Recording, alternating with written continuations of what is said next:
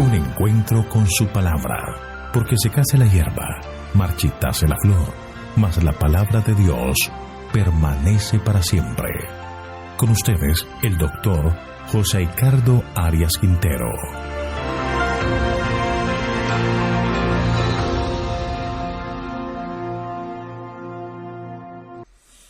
Hoy vamos a estudiar Mateo capítulo 12, los versículos 9 al 14. El hombre de la mano seca. Te invito a orar. Padre nuestro que estás en el cielo, te alabamos, te glorificamos y te exaltamos porque eres un Dios bueno, porque para siempre es tu misericordia. Gracias, Señor, por este día que nos regalas y ayúdanos a caminar siempre tomados de tu mano. Bendícenos, Señor, en este momento al abrir la Escritura. Sé nuestro Maestro, nuestro guía en el estudio de tu palabra. Gracias, Señor, por estar con nosotros, pues lo pedimos en el nombre de Jesús. Amén. En los versículos anteriores estudiamos el momento en que los discípulos pasaron por un campo de espigas y frotaron en sus manos grano y comieron, y acusaron a Jesús de permitir a los discípulos violar la ley del sábado. Jesús les explica que el sábado es para hacer el bien. El segundo relato de la confrontación con los fariseos con respecto a lo que se debe o no hacer en sábado corresponde a la sección del versículo 9 al 14. El sanamiento de un hombre que tenía la mano paralizada. Es interesante el relato. Leamos los versículos 9 y 10. Saliendo de allí, fue a la sinagoga de ellos, y había uno que tenía seca una mano. Para poder acusar a Jesús le preguntaron: ¿está permitido sanar en sábado? Algunos consideran que este acontecimiento sucede después de lo narrado anteriormente, pero no necesariamente fue así. Lo que sabemos es que Jesús estaba en una sinagoga el sábado. Era el lugar de encuentro en aquella época.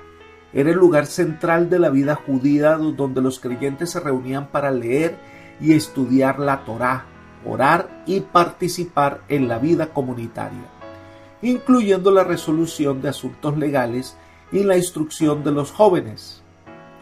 No sabemos si Jesús estaba enseñando, pero sí sabemos que su presencia incomodaba a los escribas y fariseos.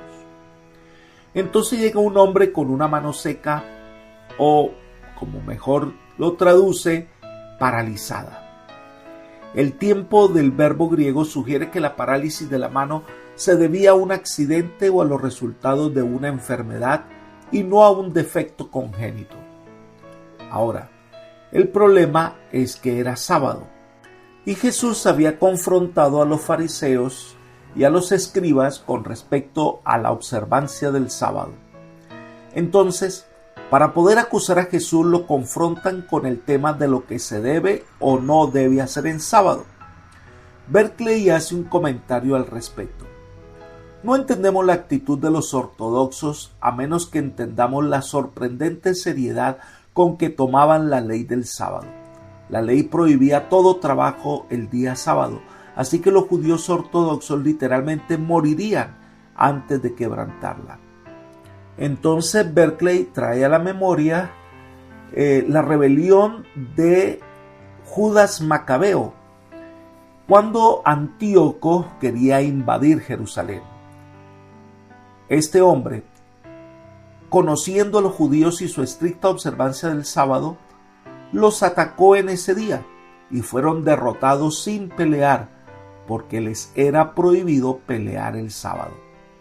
Y muchas historias más revelan que los judíos eran estrictos en la observancia del sábado. Así lo recuerda este autor al decir: era con esa actitud mental absolutamente inamovible con lo que se enfrentaba Jesús. La ley prohibía expresamente curar en sábado. Es verdad que la ley establecía expresamente que todos los casos de peligro de muerte dejan en suspenso la ley del sábado.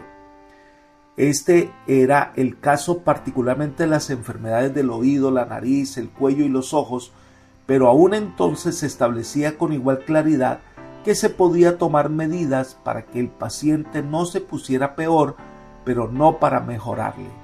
Así es que se podía poner una venda en una herida, pero no podían aplicar medicina, etcétera, etcétera.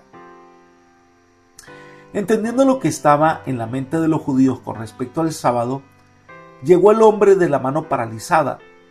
No era un asunto de vida o muerte, no era una emergencia, así que confrontan a Jesús. Lo interesante del relato es que Jesús no dijo que iba a sanar a este hombre, como tampoco el hombre pidió ser sanado. Pero fueron los fariseos los que propusieron el dilema. ¿Está permitido sanar en sábado? No estaban interesados en el hombre, sino en las normas que prohíben hacer trabajo en sábado, y sanar a un enfermo es trabajar, por lo tanto es violar la ley. Jesús entonces lo lleva a las mismas leyes establecidas por Dios. Sigamos con el relato de Mateo 12, versículos 11 y 12. Él les dijo: ¿Qué hombre entre vosotros, si tiene una oveja y ésta se le cae en un hoyo en sábado, no le echa mano y la saca?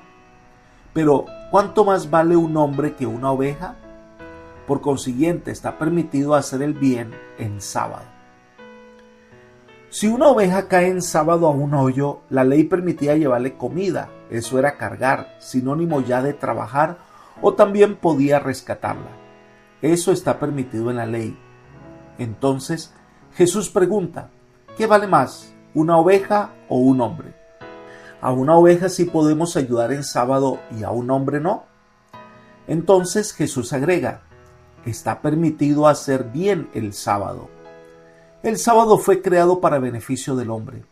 Si rescatamos una oveja en sábado y los fariseos lo permitían porque la muerte de la oveja representaba pérdida económica, entonces ¿es más valiosa la oveja que el hombre?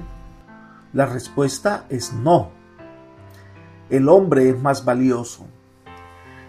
Hay algo interesante. La religión falsa siempre degrada al hombre. Elena de Guaira, El deseo de todas las gentes, página 253, comenta lo siguiente: esto ilustra el resultado de todas las religiones falsas. Tiene su origen en el deseo del hombre de exaltarse por encima de Dios, pero llega a degradar al hombre por debajo del nivel de los brutos. Toda religión que combate la soberanía de Dios defrauda al hombre de la gloria que le fue concedida en la creación y que ha de serle devuelta en Cristo. Toda religión falsa enseña a sus adeptos a descuidar los menesteres, sufrimientos y derechos de los hombres. El Evangelio concede alto valor a la humanidad como adquisición hecha por la sangre de Cristo y enseña a considerar con ternura las necesidades y desgracias del hombre. El Señor dice: haré más precioso que el oro fino al varón y más que el oro de Ofir al hombre. Deseo de todas las gentes, página 253. Jesús muestra nuevamente que es más importante las personas que las leyes o las tradiciones. Berkeley afirma: el principio básico de Jesús era que no hay tiempo que sea tan sagrado que no se pueda usar para ayudar a un semejante necesidad. No se nos juzgará por el número de cultos a los que hayamos ido, ni de los capítulos de la Biblia que hemos leído, ni siquiera por el número de horas que hemos dedicado a la oración, sino por el número de personas que hemos ayudado cuando su necesidad nos llamaba.